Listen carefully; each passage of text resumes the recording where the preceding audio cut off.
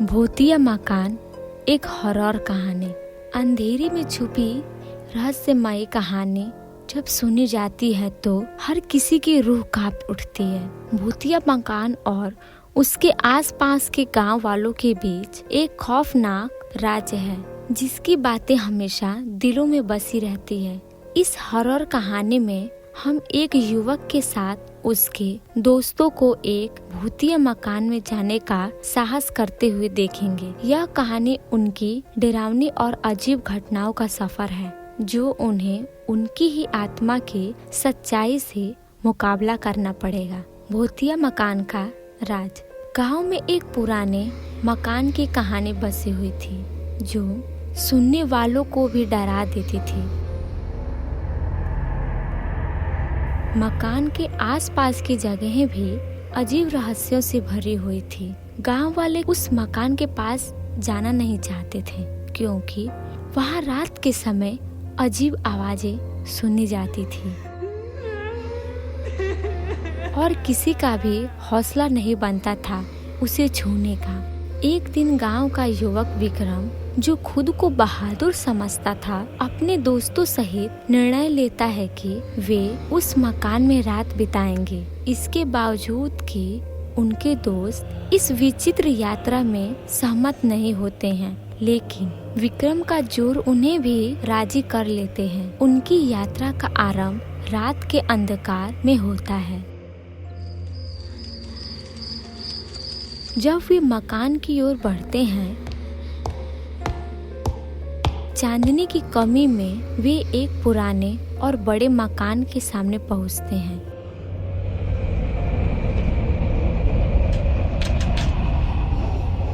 उन्हें बहुत अजीब सा लगता है। मकान के दरवाजे पर एक पुराना और भूतिया ताला टंगा हुआ होता है जिसे खोलने में उन्हें काफी समय लगता है। दरवाजा खुलते ही उन्हें वहाँ कुछ अलग ही वातावरण महसूस होता है, जैसे कि कोई उनको देख रहा हो या वहाँ कुछ गुथा हुआ हो। मकान के अंदर जब वे पहुँचते हैं तो वहाँ की ठंडक और सुनसानी उन्हें विचलित करती है। सभी कमरों में बूंदें टपक रही है और कहीं कहीं सुनसानी में अजीब सी आवाजें सुनाई देती है। वे मकान के हर कोने की जांच करते हैं, परंतु वहां और भी बहुत सारी अजीब चीजें होती हैं। रात के बीतते हुए उन्हें वहां अजीब और डरावनी घटनाएं होती हैं। वे कुछ बूंदें गिरती सुनते हैं, औरों में दरवाजे बिना किसी कारण के बंद हो जाते हैं और वहाँ की छाया में कुछ अजीब आकृति दिखाई देती है। जब रात की गहरी चांदनी के तहत वे मकान के एक कोने में पहुँचते हैं तो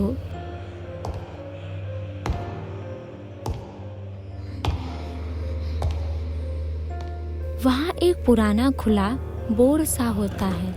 उसमें वे अजीब सी ध्वनि की ओर मुड़ते हैं और वहाँ एक पुरानी किताब और कुछ रत्न देखते हैं। किताब के पन्नों से वे जानते हैं कि यह मकान कभी एक सम्राट के लिए बनाया गया था, लेकिन उसकी पत्नी ने उसे धोखा देकर अपने प्रेमी के साथ भाग जाने का निर्णय किया था।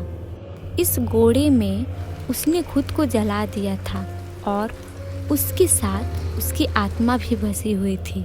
रात का अंत आते हुए वे यह जानना चाहते थे कि मकान में एक भूतिया रूह बसी है जो अपने अजीब और अत्यंत दुखी किस्से साझा कर रही है। धीरे धीरे वे उस रूह की कहानी को सुनते हैं और उसे शांति मिलती है। जब वे उसकी दुख भरी कहानी का समापन करते हैं, रात के अंत में वे युवक और उसके दोस्त वापस अपने गांव की ओर बढ़ते हैं, लेकिन उनका मन अब बदल चुका है। वे अब समझ जाते हैं कि कहानियों के पीछे कभी कभी एक गहरा सत्य छिपा होता है और भूत प्रेत की असली रूप उनकी भोखा के अनुसार होता है। इस अनूठी यात्रा में वे युवक और उनके दोस्त ने न केवल एक भूतिया मकान का रहस्य खोला, बल्कि उन्होंने एक दुखी आत्मा को भी शांति प्रदान की। इस कहानी से हमें यह सीखने को मिलता है कि कहानियाँ के माध्यम से हम जीवन के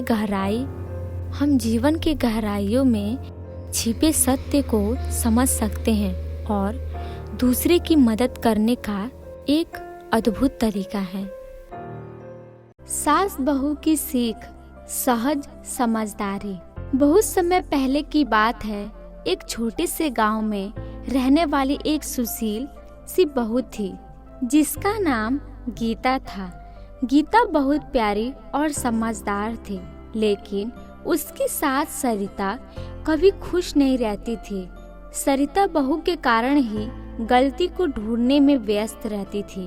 एक दिन गीता ने सरिता सास से कहा, माँ, क्या हम एक दूसरे को नहीं समझ सकते हैं? हमें एक दूसरे के साथ बिताए गए समय को मूल्य समझना चाहिए। सरिता सास मुस्कुराई और बोली, गीता तो समझदार बहू है, मैं तुझे कभी धन्यवाद नहीं करती हूँ। गीता बहू ने, माँ, हमें एक दूसरे के गुण देखने की कोशिश करनी चाहिए और गलतियों को सुधारने के लिए मिलकर काम करना चाहिए। सरिता सास ने गीता से गले मिलाया और कहा, तू सही कह रही है गीता, हमें एक दूसरे का समर्थन करना चाहिए, न कि एक दूसरे का इल्जाम लगाना चाहिए। इसके बाद गीता और सरिता सास ने मिलकर एक साथ काम किया और उनकी समस्याएं पूर्ण संबंध बन गए। गांव वाले हैरान रह गए कि इस सास बहू ने कैसे एक समझदारी और सहजता के साथ अपने रिश्तों को सुधारा। इस कहानी से हमें यह सीखने को मिलता है कि सहज समझदारी, समस्याएं पूर्ण संबंध और समर्थन की भावना सास बहू के रिश्ते को मजबूती प्रदान कर सकती है। एक गांव में एक आदमी और उसकी पत्नी रहती थी। उसकी पत्नी अचानक से बहुत बीमार पड़ गई। मरने से पहले उसने अपनी पत्नी से कहा, मैं तुमसे बहुत प्यार करती हूँ। तुम्हें छोड़कर मैं जाना नहीं चाहती। मैं नहीं चाहती कि मेरे मरने के बाद तुम मुझे भुला दो और किसी दूसरी औरत से शादी करो। वादा करो कि मेरे मरने के बाद तुम किसी और से प्रेम नहीं करोगे, वरना मेरी आत्मा तुम्हें चैन से जीने नहीं देगी। उसके जाने के कुछ महीने बाद उस आदमी ने किसी दूसरे औरत की तरफ देखा तक नहीं। एक दिन उसकी मुलाकात एक ऐसी लड़की से हुई जिसे वह चाहने लगा। बात बढ़ते बढ़ते शादी तक आ गई और उसकी शादी हो गई। शादी के कुछ महीने बाद आदमी को लगा कि कोई उससे कुछ कह रहा है। मुड़कर देखा तो उसकी पहली पत्नी की आत्मा थी। आत्मा बोली, तुमने अपना वादा तोड़ा है। अब मैं हर रोज तुम्हें परेशान करने आऊंगी। मैं तुम्हें चैन से जीने नहीं दूंगी। मैं जानती हूँ कि आज तुमने अपनी नई पत्नी से क्या क्या बातें की है। आदमी डर के कांपने लगा। अगले दिन वह शहर से बहुत दूर एक मास्टर के पास गया और सारी बात बता दी। आदमी बोला, ये प्रेत बहुत चालाक है, तभी तो मेरी एक एक बात उसे पता होती है। मास्टर बोले, कोई बात नहीं, मेरे पास इसका भी इलाज है। इस बार जब तुम्हारी पत्नी का भूत आए तो मैं जैसा कहता हूँ ठीक वैसा ही करना। उस रात जब आत्मा वापस आई तो आदमी बोला, तुम इतनी चालाक हो कि मैं तुमसे कुछ भी नहीं छिपा सकता, और जैसा कि तुम चाहती हो मैं अपनी पत्नी को छोड़ने के लिए भी तैयार हूँ, पर उसके लिए तुम्हें एक प्रश्न का उत्तर देना होगा, और अगर तुम उत्तर न दे पाई तो तुम्हें हमेशा हमेशा के लिए मेरा पीछा छोड़ना होगा। पत्नी का भूत बोला, मुझे मंजूर है, पूछो अपना प्रश्न। आदमी ने फौरन जमीन पर पड़े बहुत सारे छोटे छोटे कंकड़ अपनी मुट्ठी में भर लिया और बोला, बताओ मेरी मुट्ठी में कितने कंकड़ है। उसकी पत्नी के भूत जवाब नहीं दे पाई और ठीक उसी समय भूत गायब हो गई। कुछ हफ्ते बाद वो एक बार फिर से मास्टर के पास गया और आदमी बोला, उस भूत से मेरा पीछा छुड़ाने के लिए मैं जीवन भर आपका आभारी रहूंगा। पर मैं यह नहीं समझ पाया कि आखिर में उस प्रश्न में ऐसा क्या था कि एक झटके में ही भूत गायब हो गया। मास्टर बोले, बेटा, दरअसल कोई भूत ही नहीं था। दरअसल दूसरी शादी करने की वजह से तुम्हें अपराध बोझ महसूस हो रहा था और उसी की वजह से तुम्हारा दिमाग तुम्हें भूत का अनुभव करा रहा था। आदमी बोला, पर ऐसा बात था तो मेरी हर एक बात कैसे जान जाती थी। मास्टर मुस्कुराते हुए बोले, वो तुम्हारा बनाया हुआ ही भूत था, इसीलिए जो तुम जानते थे वही वो भी जानता था। और यही कारण था कि मैं तुम्हें कंकड़ वाला प्रश्न पूछने को कहा, क्योंकि मैं जानता था कि इसका उत्तर तुम्हें भी नहीं पता होगा और इसीलिए भूत भी इसका उत्तर नहीं दे पाएगा और तुम्हें तुम्हारे दिमाग के ही उपाय से छुटकारा मिल जाएगा। आदमी पूरी बात समझ चुका था और उसने एक बार फिर मास्टर को धन्यवाद किया और अपने घर लौट। एक गांव में एक बूढ़ी दादी रहती थी। उनकी 2 पोतियां थीं। दादी माँ ने अपने दोनों पोतियों को पाल पोस के बड़ा किया था। दादी माँ दूसरों के घरों में काम किया करती और उन्हीं पैसों से अपने दोनों पोतियों का पालन पोषण करती। उसकी दोनों पोतियां बहुत होनहार थीं और इसका फायदा दादी माँ उठाना चाहती थी। एक दिन सुबह दादी माँ अपने दोनों पोतियों से कहती हैं कि अरे मेरी प्यारी पोतियों, उठ जाओ, सुबह हो गई है। एक पोती बोलती है कि दादी सोने दीजिए ना। दादी बोलती हैं। बेटा उठ जाओ, आज आप लोग को काम ढूंढने जाना था ना। पोती बोलती है, नहीं नहीं दादी जी, आज मन नहीं कर रहा, कल चले जाएंगे, आज बस सोने दीजिए ना। दादी यह सुनकर अपने दोनों पोतियों को डांटे बगैर वहाँ से अपने कमरे में चली जाती हैं। कुछ समय बाद दादी आवाज देते हुए अपने पोतियों से कहती हैं कि बच्चों, मैंने खाना बना दिया है और तुम दोनों उठ जाओगे तो समय से खाना खा लेना। पोती बोलती हैं। ठीक है दादी। दादी माँ अपने मालकिन के घर चली जाती हैं और अपने मालकिन से बात करती हैं। मालकिन बोलती हैं कि अरे आज तुम इतना लेट कैसे हो गई? दादी माँ बोलती हैं, अरे मालकिन जी, आप तो जानती ही हैं कि मेरी 2 प्यारी पोतियां हैं, उनको उठाने में देर हो जाती है। उनके खाने पीने का ध्यान मुझे ही रखना पड़ता है। आज तो वो बिल्कुल भी नहीं उठ रही थीं, इसीलिए मुझे आज आने में देर हो गई। मालकिन बोली, दादी माँ, आप मुझसे बड़ी हैं, इसीलिए आप मुझे मालकिन मत कहा करिए। मैंने आपसे यह कितनी बार कहा है। दादी बोलती हैं कि अब शुरू से यही बोलती आई हूँ, इसलिए अब आपका नाम नहीं लिया जाता है। मालकिन बोली, अच्छा अब मैं चलती हूँ, मुझे बहुत देर हो रही है। आप अपना और मेरे घर का ख्याल रखना। इतना कहकर मालकिन वहाँ से चली जाती है। और दादी माँ घर की सफाई करने लगती हैं। तभी उसे अपने मालकिन का लिपस्टिक दिखाई देता है। वह उसे उठाकर बोलती है कि अरे वाह, यह लिपस्टिक तो कितना सुंदर है, क्यों ना मैं इसे चुरा लूं और अपनी पोतियों को दे दूं। आखिर में वो भी तो लड़कियां हैं, उनका भी मन करता होगा सजने संवरने का। मैं ऐसा करती हूँ कि इसको छुपा लेती हूँ।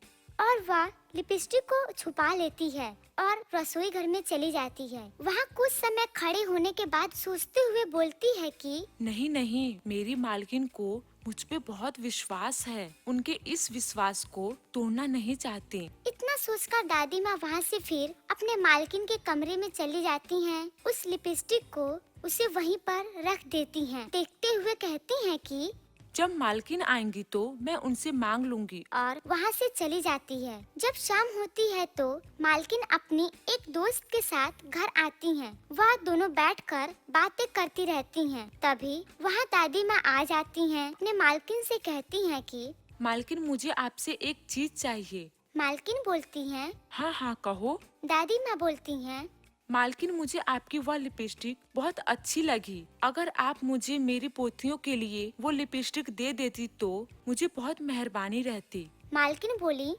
अरे कोई बात नहीं, आपको जो चाहिए वो ले लीजिए। तभी वह अपने मालकिन का लिपस्टिक उठा लेती है और वहाँ से चली जाती है। जिसके बाद मालकिन की दोस्त बोलती है, यार, ये कैसी नौकरानी पाल कर रखी है तू, 1 नंबर की लालची है। मालकिन बोली, अरे नहीं नहीं, ये बहुत अच्छी हैं। ये तो मेरे पास 10 सालों से काम कर रही हैं और इनकी नियत मेरे घर को लेकर कभी भी खराब नहीं हुई है। सहेली बोली, अरे वाह, तब तो ये बड़ी ईमानदार हैं। तो फिर ये बूढ़े होने के बाद भी काम क्यों कर रही हैं? मालकिन बोली, क्या बताऊं यार, इनके बेटे और बहू को गुजरे काफी समय हो गए हैं और तभी से ये अपने 2 पोतियों का पालन पोषण कर रही हैं। इनकी पोतियां कितनी बड़ी हैं? दोनों बड़ी हैं। क्यों ना इनकी पोतियों को हम अपने ऑफिस में काम दिलवा दें?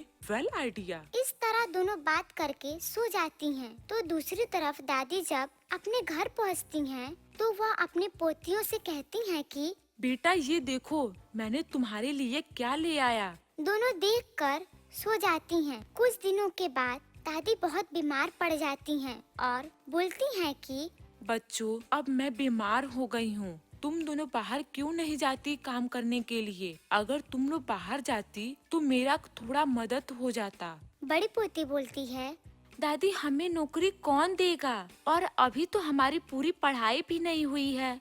दूसरी पोती बोलती है, अरे दादी, आप सही बोल रही हैं। दीदी, हमें दादी की ऐसी अवस्था में उनकी मदद करनी चाहिए। यह सुनकर उसकी बड़ी बहन बोलती है, हाँ दादी जी, अब हम दोनों बाहर जाकर एक अच्छी सी नौकरी ढूंढेंगे और मन लगाकर काम करेंगे। तभी उसकी मालकिन अपनी सहेली के साथ वहाँ आ जाती है। बोलती है, आप लोगों की बातें सुनकर हमने अपने कंपनी में इन लोग को काम देने का फैसला किया है। यह सोचकर दादी माँ बहुत खुश हो जाती हैं।